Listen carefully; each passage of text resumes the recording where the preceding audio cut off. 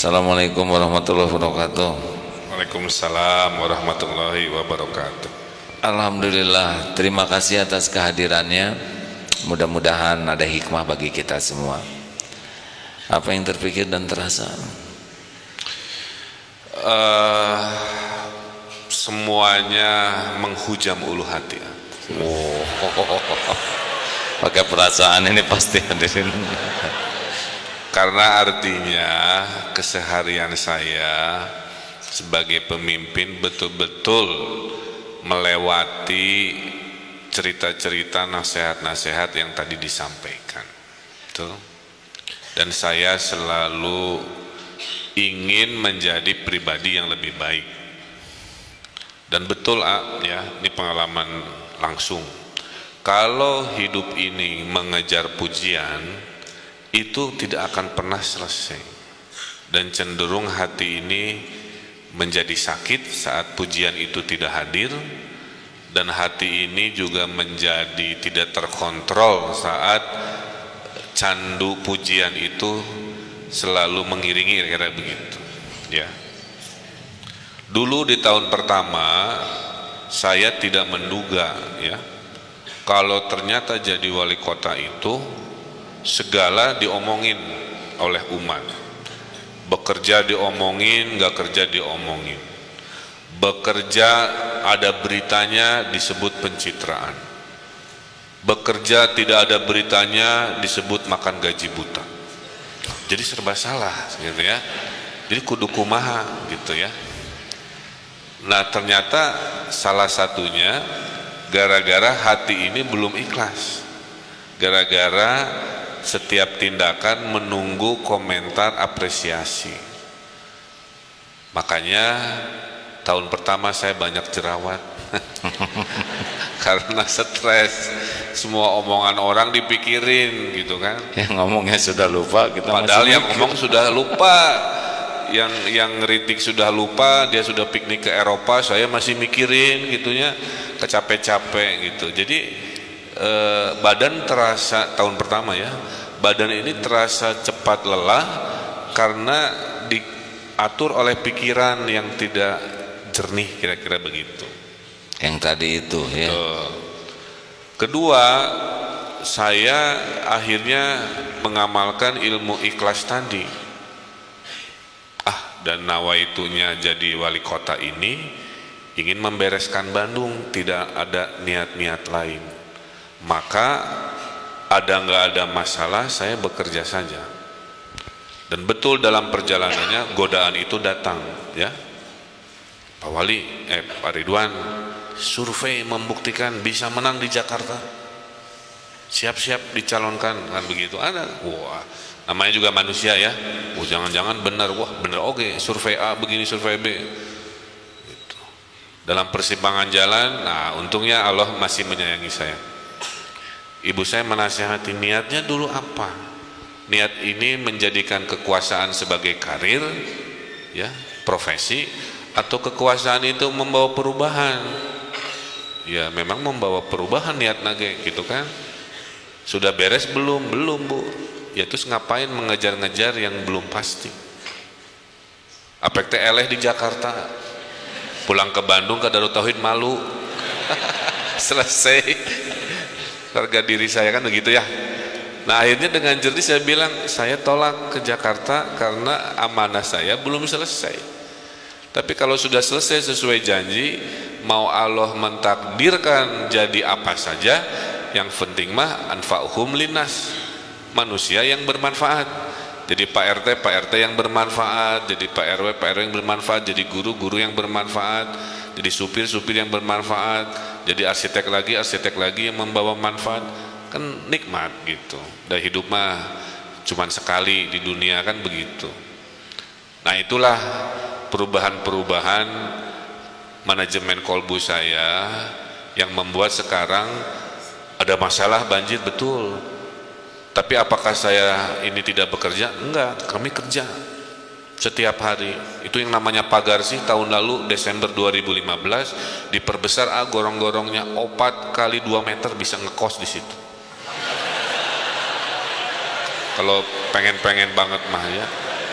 eta teh cek insinyur Pak Wali cukup pagarsi diperbesar, gorong-gorong tambahan 4 kali 2 meter, saya belanjakan 6 miliar, saya cerita ya. Apek teh 24 Oktober kemarin nggak cukup ternyata. Jadi hitungan manusia sehebat-hebatnya nggak bisa memprediksi sesuatu yang hanya Allah yang maha tahu, kan begitu. Nah saya dibully, ya mau gimana jawabannya? Mau saya terangin? Enggak, saya teh udah kerja, udah mau beresnya. Pengen dipuji, ini sudah dikerjain? Enggak juga. Jadi saya bilang bedanya saya ini, tadinya saya mau marah-marah, mau nyalahin kabel, mau nyalahin PLN, mau nyalahin bawahan, tapi pikir-pikir buat apa juga. Akhirnya saya minta maaf aja, warga Bandung saya mohon maaf, kerjaan mah perasaan sudah dikerjakan, tapi ternyata upaya belum maksimal, maka kami akan mencari upaya lagi itu. Jadi hari ini siang malam ya begitu. Karena apa? Apapun yang saya lakukan tadi, manusia akan berkomentar, dan komentarnya nggak bisa kita kontrol kan. Mau puji mau caci itu seliweran, hitungannya detik, ya silih berganti. Maka yang penting dengan keikhlasan, dan saya tidak membohongi diri sendiri kepada Allah bahwa saya tidak malas. Kepada Allah saya menunjukkan saya ikhtiar, saya mencari upaya gitu. Setelah itu kerjakan sambil berdoa kan tentunya, mudah-mudahan.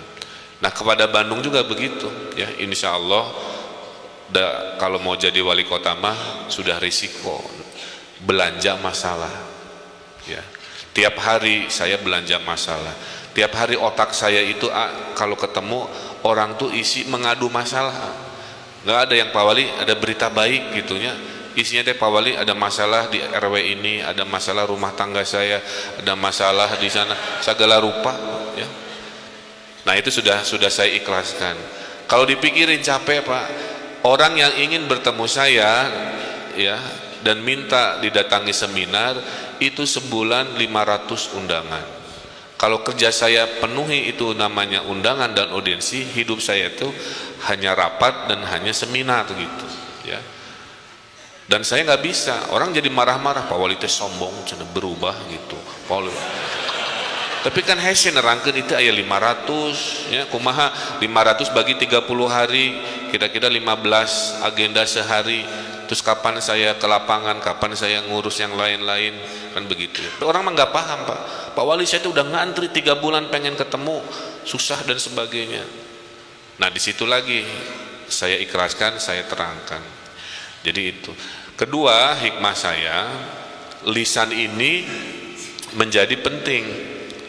Maka saya berhati-hati. Contohnya gini saya diwawancara oleh wartawan pada saat ada sungai tanggulnya jebol di Arca Manik ya. Pak Wali solusinya apa? Wow ini tanggulnya saya perbaiki gitu ya, dengan anggaran secepatnya. Terus tiba-tiba keluar pikiran, kurang heureuy we nya ameh cair gitu ngobrolnya.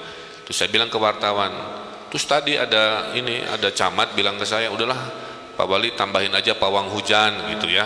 Saya bilang oh gitu ya Bu.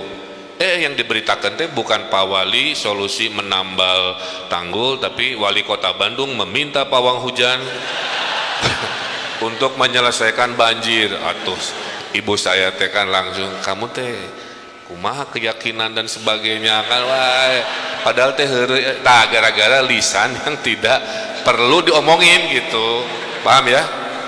Nah itu mah kejadian gara-gara ngomongnya harusnya secukupnya, porsinya ditambahin yang tidak perlu, si tidak perlu itu ternyata yang dimuat.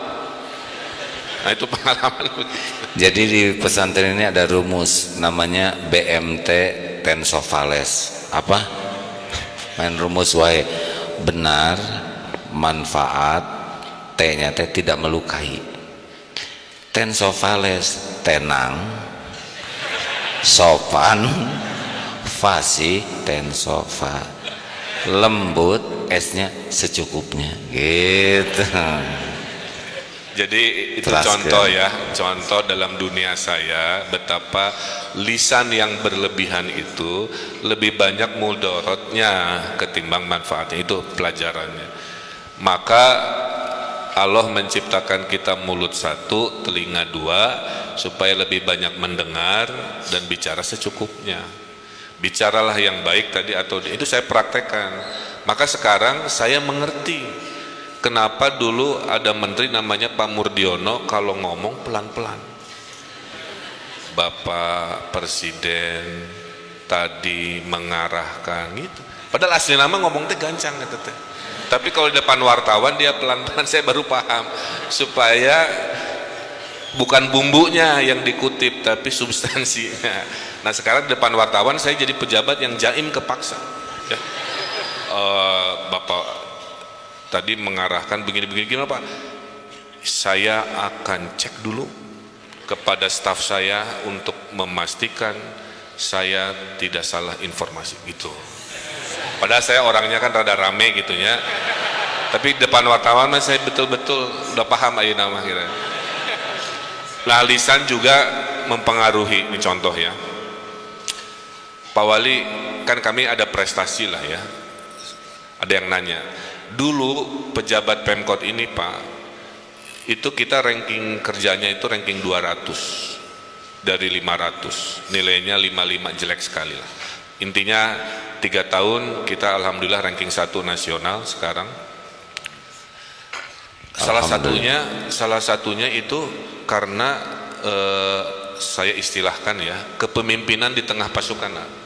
Kan dalam teori kepemimpinan ada 3, memimpin di depan, nunjuk-nunjuk arah, memimpin di tengah ya, menggerakkan dari dalam, atau memimpin tapi di belakang menasehati. Nah untuk wali kota mah yang pas itu di tengah, mendorong pasukan dari tengah jadi lumpat tarik, ngegeret yang lelet di belakang, kan begitu ya, jadi semua pasukan ke bawah. Nah the power of lisan ini pengaruh. Saya waktu KAA ya ditugaskan presiden harus menyiapkan 20 proyek dalam 2 bulan. Untuk ukuran manusia itu tidak mungkin. Duit nanti mana, waktunya mepet hanya 60 hari, sementara KAA itu 2015 harus siap gitu. Nah salah satunya yang membuat cepat adalah waktu saya puji orang dengan lisan, kerjanya luar biasa Pak. Saya jam 11 malam ngecekkan trotoarnya, saya tepuk pundaknya si pegawai, si tukang teh, Kang hatur nuhunnya, kerja Akang ini saya apresiasi, insya Allah Bandung sukses, dan itu berkat jasa Akang. Wah tuh etamah si tukang gurinda itu sampai jam 2 malam wah gitu, gara-gara digitu saya ngecek malam-malam, nah gawe kene itu gara-gara tadi cenah ngobrol jeung Pak Wali. Biasa nama jam 10 lemburan udah selesai, sama jam 2 masih kene. Sebenarnya the power of tadi lisan sedikit tapi menyemangati. Jadi betul-betul yang namanya lisan itu jika dipergunakan pada situasinya menggerakkan hati, betul itu mah saya saksi langsung ya. Dan kepada lisan yang tadi jelek, lisan yang buruk, itu kan mendemotivasi juga kan begitu. Jadi saya sekarang sering memuji bawahan ya, walaupun kadang-kadang gawenya kurang, tapi sekadar dia supaya termotivasi. Nanti dilengkapi pujiannya kalau misalkan ada yang kurang, alhamdulillah lewat Akang ini jadi lebih baik. Nah jadi dia lebih enak lagi kepilih oleh Allah ya kan. Sebab kalau misalkan wah Kang Emil hebat, itu bisa menjerumuskan Kang Emil, tapi alhamdulillah Bandung jadi jauh lebih baik syariatnya, Allah pilih Kang Emil. Jadi susah semuanya ada Allah yang milih yang. Nah ini urusan rumah tangga ya. Istri saya si Cinta. Uma hari ini langsing apa gendut? Waduh itu pertanyaan susah itu. Saya bilang kalau disebut langsing nuju teu langsing, berarti kan membohong ya. Dikit disebut boleh gendut bohong. pasti digaplok. Jadi kadang-kadang lisan itu ya serba salah juga. Jadi saya bilang sekarang sedang sehat ya, gitu kali. Sehatnya artinya montok gitu, artinya lagi gemukan gitu ya. Tapi kalau dikasih pilihan kata yang begitu, wah itu huru hara. Jadi kadang-kadang, ini contoh ya, sebagai suami dalam lisan juga harus pilih-pilih yang maksudnya itu, tapi tidak harus melukai hati ya, kadang-kadang begitu. Nah ini rutinitas true story lah ya.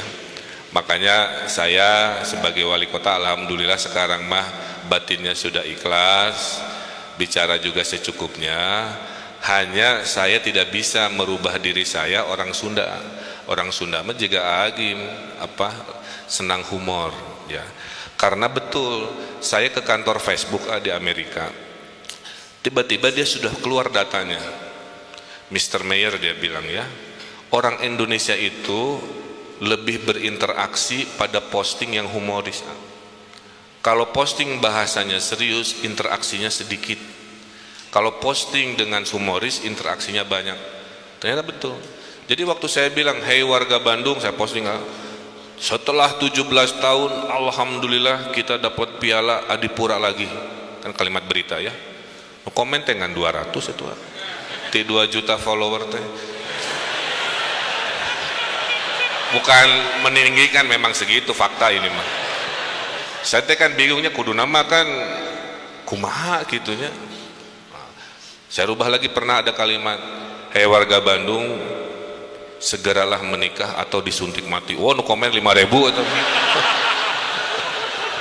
maksud nama kalau sudah siap cukup umur menikah. Tapi kalau kalimatnya hanya itu tadi, tapi ditambahi tadi, kalau enggak disuntik mati, nah itu langsung 5.000 orang-orang yang takut disuntik matinya.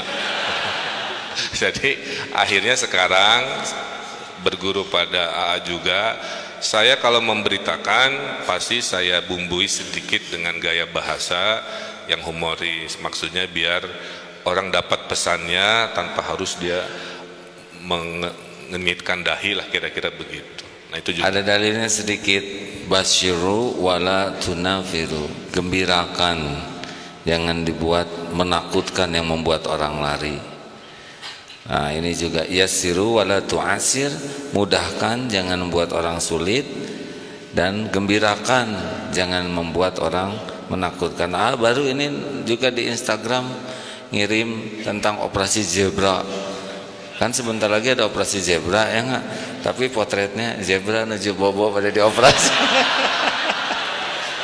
Ternyata itu juga banyak.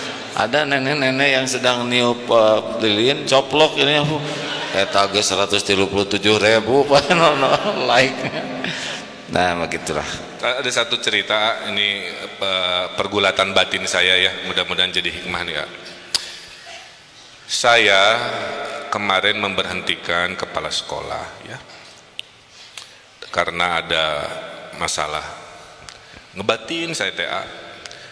Karena waktu memberhentikan itu kan dan nasib orang ya, dia teh ayah, dia teh ibu dari anaknya, dia teh kepala keluarga dari keluarganya, kan begitu ya.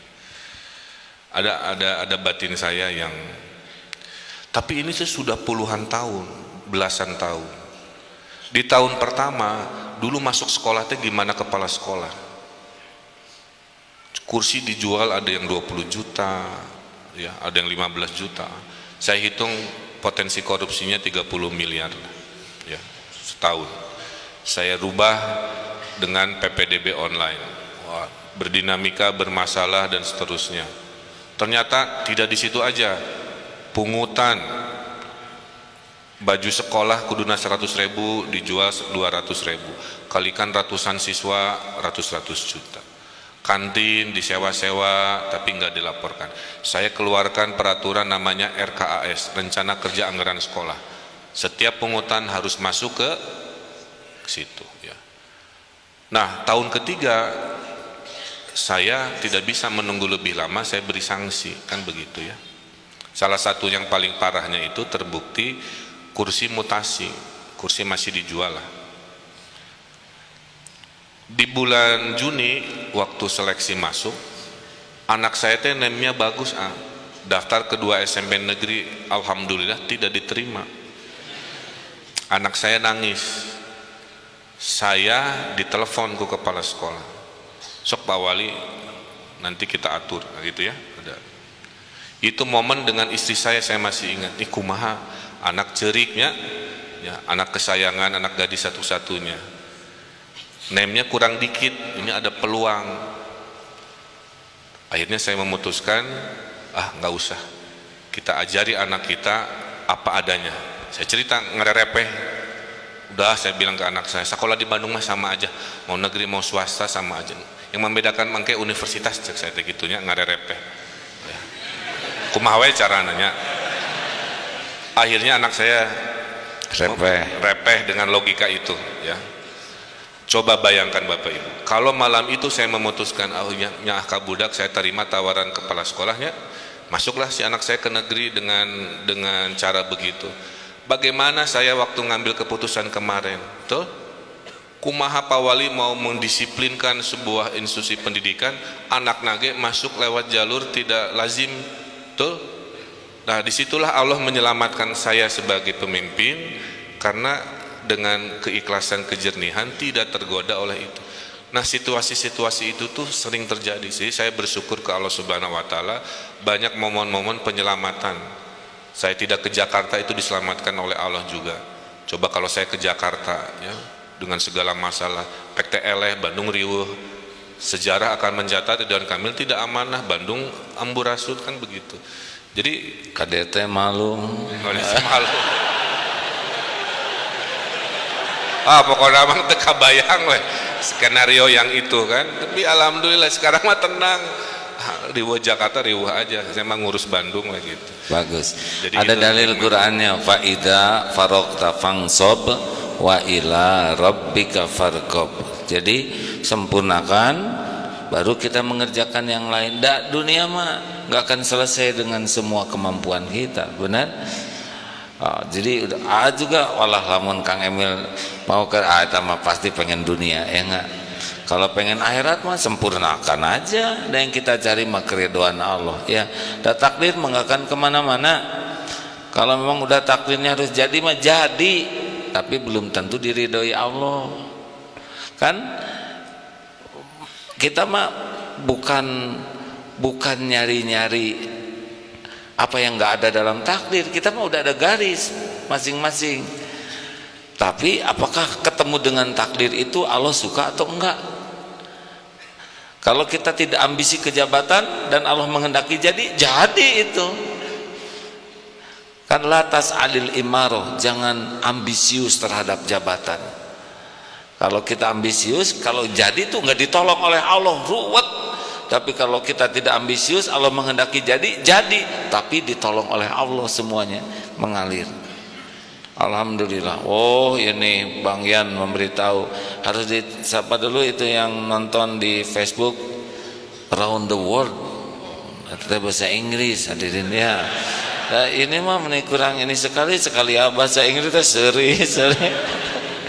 Ini sekarang yang nonton 8.400 live, Kang. Ini termasuk rada-rada rekor di dunia ini, katanya live ini yang terbesar 18.000 pada waktu Piala Dunia. Nah, sekarang kita setengahnya ini dari Piala Dunia. Tapi nggak boleh sombong, biasa weh hadir. Nah, belum tentu diterima kita oleh Allah. Baik, pesan-pesan terakhir nih Kang Emil sebelum meninggalkan acara yang fana ini apa?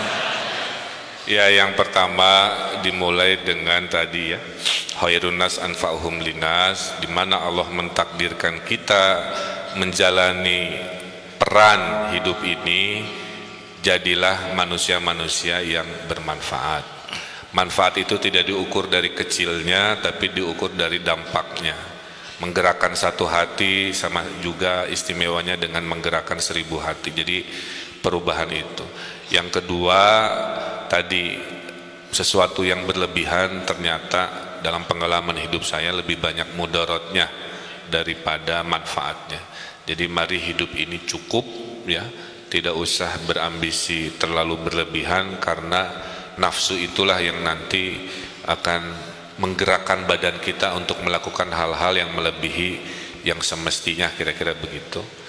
Yang ketiga tentunya lisan ini tadi bisa menggerakkan luar biasa, juga bisa mendestruktif juga luar biasa. Jadi dimulailah lisan itu, dimulai dari hati dan pikiran sudah dijaga, kira-kira begitu. Karena kalau dalamnya tadi bersih, keluarnya bersih, dalamnya ruwet, keluarnya juga kalimatnya ruwet, kira-kira begitu. Nah, hikmah-hikmah kejadian hari ini betul-betul sangat saya renungi. Mudah-mudahan saya tetap jadi pemimpin yang apa adanya, yang istiqomah, dan tetap dengan keikhlasan yang mendasari cara kita berperilaku sehari-hari. Dan saya ucapkan terima kasih karena sebagian besar tanpa AA ketahui itu ilmunya datang dari Darut Tauhid. Terima kasih. Alhamdulillah. Sebagai bonus kepada teman-teman, tolong jawab kiat menjadi ikhlas ya. Ada orang, tidak ada orang, Allah ada. Orang tahu, orang tidak tahu, Allah tahu tidak. Orang menghargai, orang tidak menghargai. Kalau kita berbuat kebaikan ikhlas, Allah suka tidak? Apakah ada amal yang tidak diketahui Allah? Apakah ada amal yang tidak dibalas? Semuanya ada balasannya. Semuanya ada balasannya. Mungkinkah ada yang terlupa oleh Allah membalasnya? Mungkinkah ada yang terlewat? Mungkinkah ada yang tertukar? Mungkinkah ada yang bisa menghalangi balasan dari Allah? Pasti memuaskan? Ya sudah, gitu aja kan. Mau orang sampai dower menghina, mangga, urusan kita mah Allah ridho. Balasan mah terserah Allah, kapan aja bentuknya, pasti hal jazaul ihsan illal ihsan. Tiada balasan kebaikan selain kebaikan ya. Alhamdulillah, nuhun Kang Emil, segera akan kita tutup dengan doa ya. Rekan-rekan terima kasih, alhamdulillah. Sing sering kesini Kang Emil ya, udah capek jadi wali kota teh.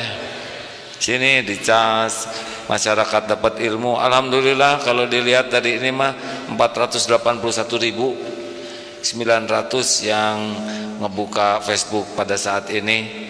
Alhamdulillah, mudah-mudahan tayangan ini juga bisa disyukuri oleh banyak orang.